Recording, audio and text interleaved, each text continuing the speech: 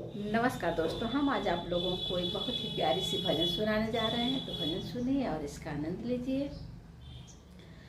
नैहर तेज के ससुरवा में जाए के पड़ी, नैहर तेज के ससुरवा में जाए के पड़ी, नैहर तेज के ससुरवा में सबके नैहर से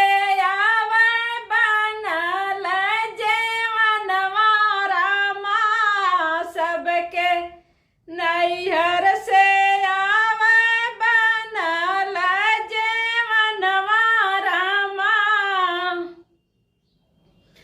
हमरे नैहर में पड़ल टूटी, नैहर तेज के ससुरवा में जाए के पड़ी, नैहर तेज के ससुरवा में जाए के पड़ी, नैहर तेज के ससुरवा में सबके नैहर से आवे बनल गेरुआ रामा।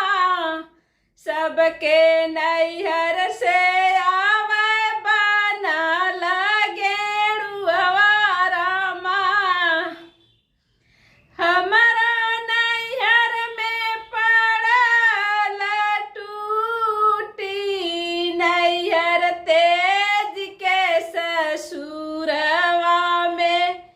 जाए के पड़ी,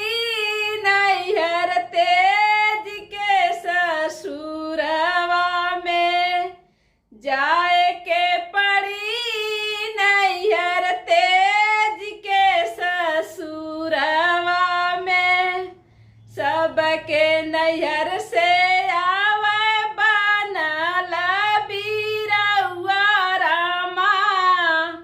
सबके नैहर से आवे बनल बीरउआ रामा। हमरे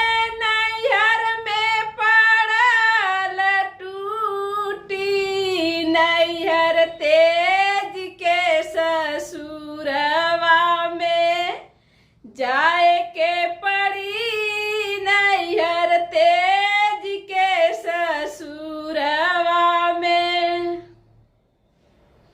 जाए के पड़ी, नैहर तेज के ससुरवा में सबके नैहर से